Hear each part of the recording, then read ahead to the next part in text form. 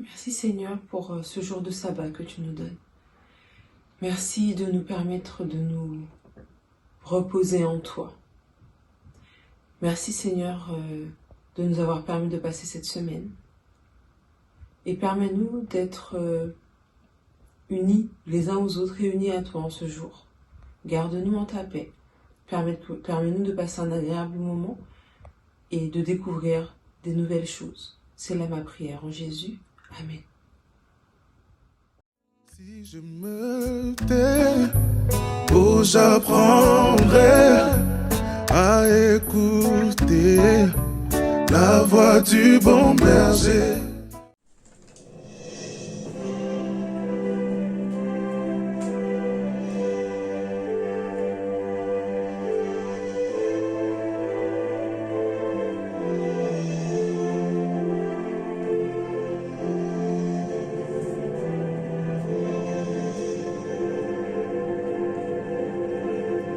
Tout s'agite dans la ville, les gens courent de partout, se dirigent vers la colline où l'on tue avec des clous.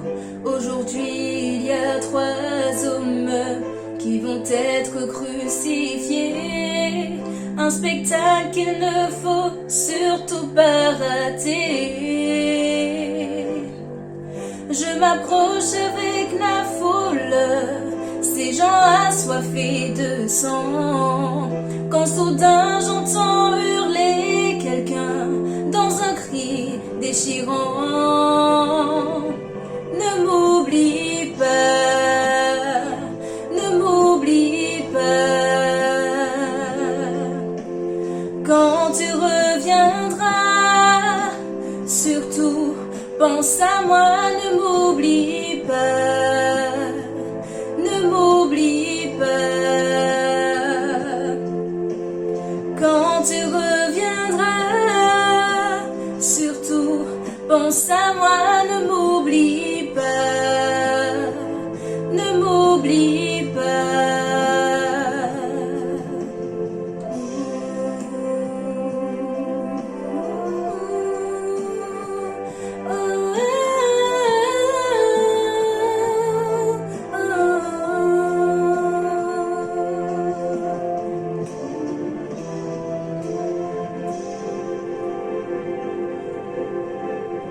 Ces corps cloués sur des croix, moi j'ai du mal à supporter.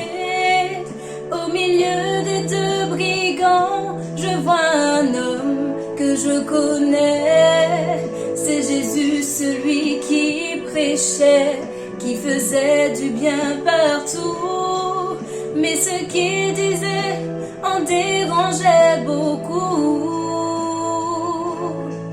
L'un des malfaiteurs l'insulte, l'autre dit pour arrêter.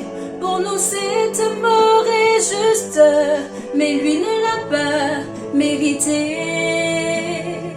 Ne m'oublie pas, ne m'oublie pas,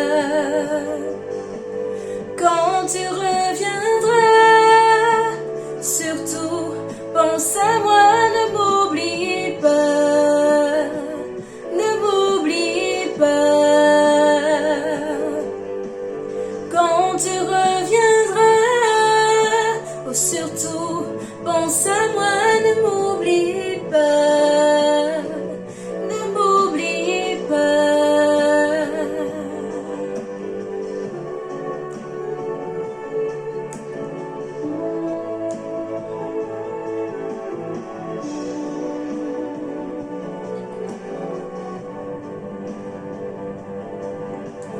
Quand tu reviendras, surtout pense à moi, ne m'oublie pas, ne m'oublie pas. Quand tu reviendras, surtout pense à moi, ne m'oublie pas, ne m'oublie pas. Quand tu reviendras, surtout pense à moi, ne m'oublie m'oublie pas, ne m'oublie pas.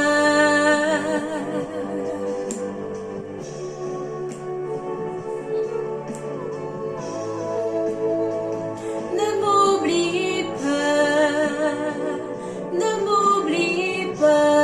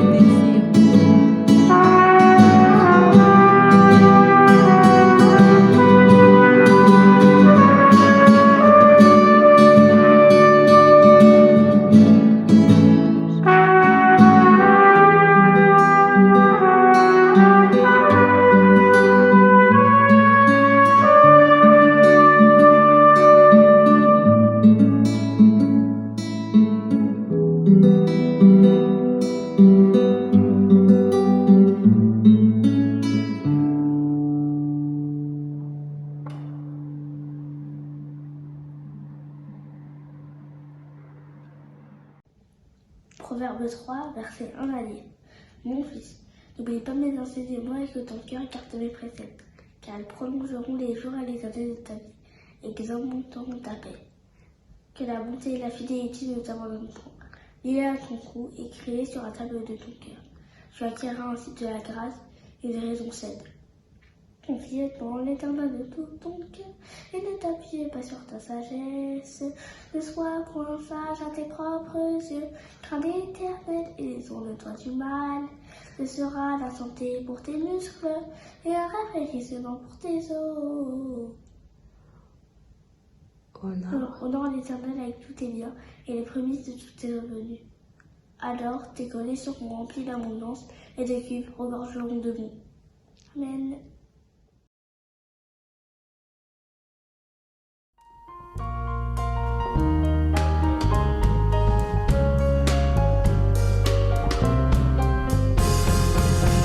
Appelé à aimer, destiné à rencontrer nos frères, une armée entraînée, par la foi unie et solidaire.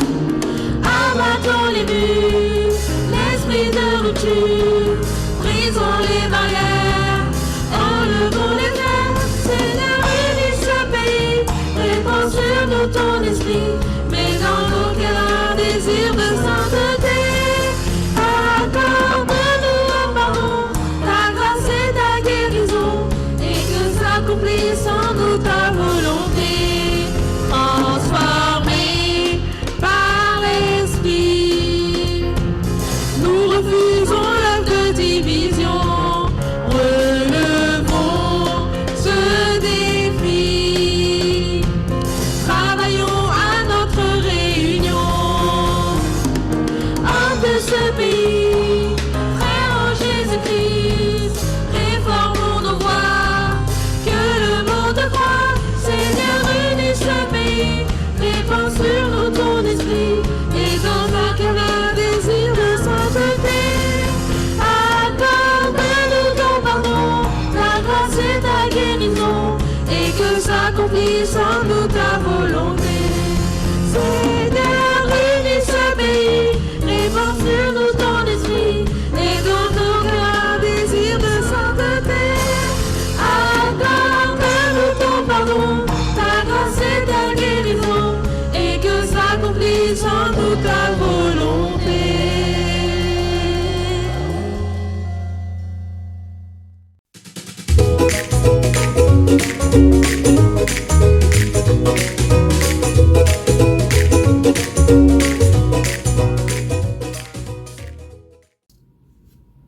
Bonsoir, ce soir nous allons aborder une de nos croyances adventistes, le baptême. Une étape importante dans la vie d'un croyant, peu importe sa confession. Synonyme de nouveau départ avec son Sauveur, il engage l'homme à marcher avec Dieu. Tout d'abord, voyons comment vous, membres d'église, définissez le mot baptême. Bonsoir Aaron. Bonsoir. Alors pour toi, c'est quoi le baptême? Pour moi, le baptême, c'est quand tu rentres en totale connexion avec Dieu, que tu l'écoutes, que tu lui demandes, que tu lui pries, que tu parles et qu'il t'écoute aussi. Merci. Bonsoir Diane. Alors pour toi, c'est quoi le baptême? Pour moi, le baptême, c'est un acte de foi qui montre qu'on veut se rapprocher de Dieu, qu'on veut améliorer sa relation avec Dieu. Bonsoir Sandy. Bonsoir. Alors pour toi, c'est quoi le baptême? Le baptême pour moi, c'est quand tu as accepté Jésus comme sauveur et sauveur. Wow. Nous avons vu à travers plusieurs personnes de l'Église ce que représentait le baptême pour eux. Mais approfondissons ce sujet avec l'aide de mes camarades. Je vous invite donc à rester attentifs pour la suite. Le baptême est une notion très importante dans la Bible. Ce mot apparaît 85 fois dans la Bible dans la version Louis II. Il apparaît pour la première fois dans le livre de Matthieu au verset 6 du chapitre 3. On nous dit dans ce verset que beaucoup de croyants qui se trouvaient proches du Jourdain rejoignirent Jean-Baptiste pour se faire baptiser et ainsi se repentir de leurs péchés. Plus tard, dans le même chapitre, ce sera Jésus qui se fera baptiser. Il est intéressant de remarquer que le baptême n'apparaît à aucun moment dans l'Ancien Testament. Avant, l'alliance avec Dieu passait par la circoncision. On pouvait retrouver le baptême que de façon symbolique, avec par exemple la purification de la terre par les eaux du déluge. Et c'est ce qui nous est montré dans 1 Pierre 3, versets 20 et 21. Pierre nous dit « Qui autrefois avait été incrédule lorsque la patience de Dieu se prolongeait au jour de Noé, pendant la construction de l'arche dans laquelle un petit nombre, c'est-à-dire 8, furent sauvés à travers l'eau. » Cette eau était une figure du baptême qui n'est pas la purification des souillures du corps, mais l'engagement d'une bonne conscience envers Dieu et qui maintenant vous sauve, vous aussi, par la résurrection de Jésus-Christ. Le baptême nous est rendu accessible depuis le Nouveau Testament afin de remplacer la circoncision. Avant, pour établir l'alliance avec Dieu, il fallait que chaque garçon âgé de 8 jours se circoncise afin de prouver son appartenance à Dieu. Maintenant, nous n'appliquons plus ce rite extérieur qu'est la circoncision, mais nous nous engageons par une foi qui, elle, est intérieure et que nous rendons publique au travers les eaux du baptême. Alors depuis tout à l'heure, on vous parle du baptême, mais concrètement, qu'est-ce que l'action de baptiser ? On peut distinguer aujourd'hui 3 types de baptême. Les 2 premiers sont l'aspersion et la fusion. Ces 2 types de baptême se ressemblent car tous les 2 prennent la forme de versement de l'eau. Leur différence se trouve simplement dans leur méthode d'application. Dans l'aspersion, on applique une toute petite quantité d'eau. On utilise par exemple les doigts pour verser l'eau. C'est une pratique qui est utilisée pour baptiser les nourrissons et les jeunes enfants. Le baptême par fusion, quant à lui, nécessite une plus grande quantité d'eau. On va venir cette fois-ci toujours verser de l'eau sur les individus, mais on va venir verser plus d'eau que le baptême par aspersion.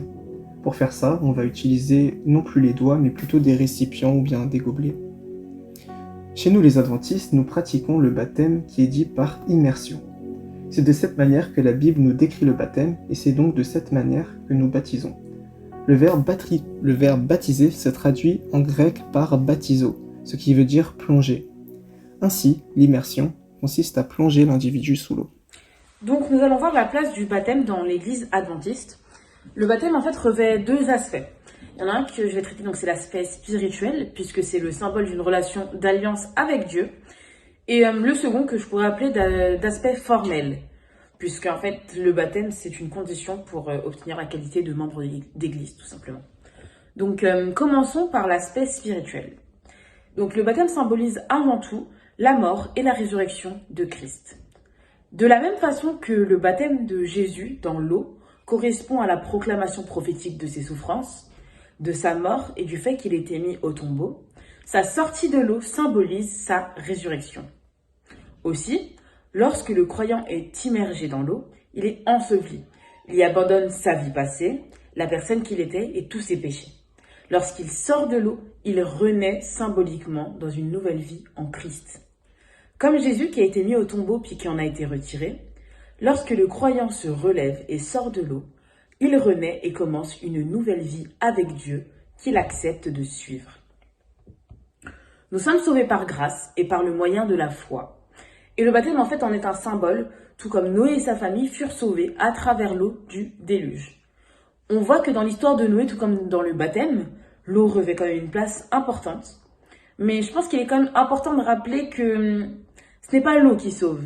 C'est parce que c'est Dieu, c'est lui qui agit face à l'acte de foi qui a été réalisé par son enfant. Donc comme le disait Jeminson dans son livre Croyance chrétienne, le baptême, tout comme l'obéissance de Noé qui entre dans l'arche, est l'indice d'une bonne conscience envers Dieu. Quand un homme s'engage de la sorte, par la puissance de Dieu, le salut rendu possible par la résurrection de Jésus-Christ devient effectif. Le baptême représente une relation d'alliance avec le Christ. C'est une déclaration publique de l'engagement qui est pris avec Dieu.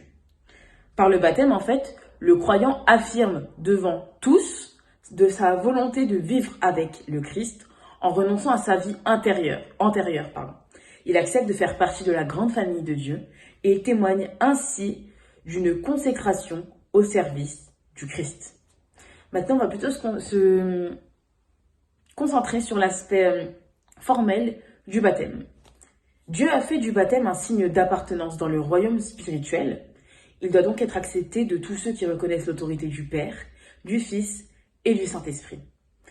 Même s'il en est une condition, le baptême ne garantit pas nécessairement le salut. C'est important de s'en rappeler.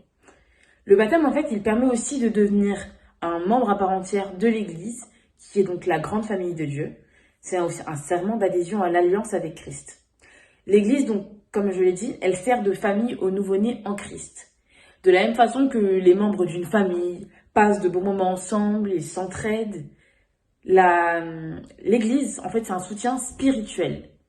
Elle s'engage à aider la nouvelle personne baptisée, donc ce nouveau membre d'Église, à marcher main dans la main avec Dieu. Il l'aide dans la foi. Les membres prient les uns pour les autres.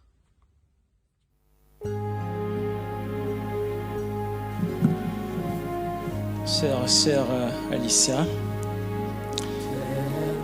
selon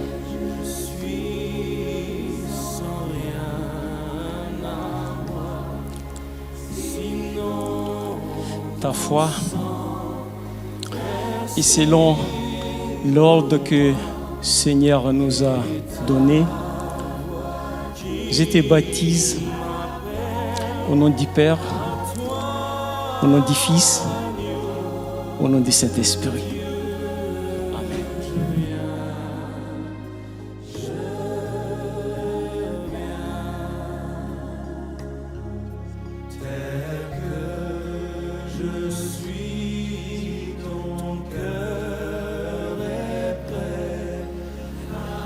Élicier Satou, selon ta profession de foi et sous l'ordre de notre Seigneur Jésus-Christ, je te baptise au nom du Père, du Fils et du Saint-Esprit.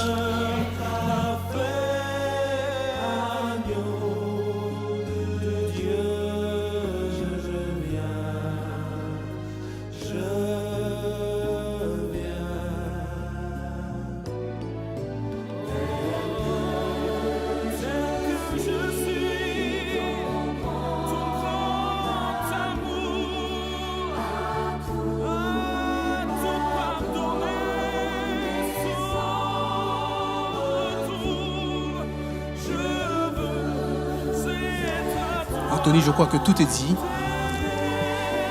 Alors, selon ta profession de foi et selon l'ordre de notre Seigneur Jésus, je te baptise au nom du Père, du Fils et du Saint-Esprit.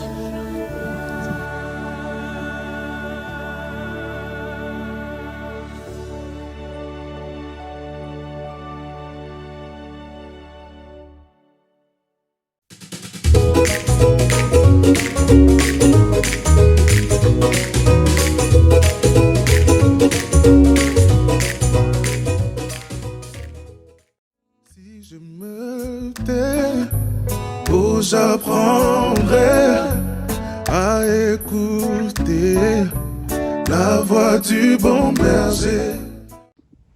Je vais boire à mon trait aux sources de la paix. Mon Seigneur est merveilleux pour moi. Sa gloire je dirai, son nom j'exalterai. Le Seigneur est merveilleux pour moi. Merveilleux, merveilleux, merveilleux, merveilleux, merveilleux. Mon Sauveur est vraiment merveilleux. Vous jaillit des flots vivants, je veux boire constamment. Mon Sauveur est vraiment merveilleux, merveilleux. L'Éternel est mon berger, je ne manquerai de rien. Il me fait reposer dans le vert pâturage. Il me dirige près des eaux paisibles et il restaure mon âme. Il me conduit dans le sentier de la justice à cause de son nom. Quand je marche dans la vallée de l'ombre de la mort, je ne crains aucun mal car tu es avec moi. Ta houlette et ton bâton me rassurent. Tu dresses devant moi une table en face de mes adversaires. Tu loinduis ma tête et ma coupe déborde. Oui, et le bonheur et la grâce m'accompagneront tous les jours de ma vie et j'habiterai dans la maison de l'Éternel jusqu'à la fin de mes jours. Amen. Amen.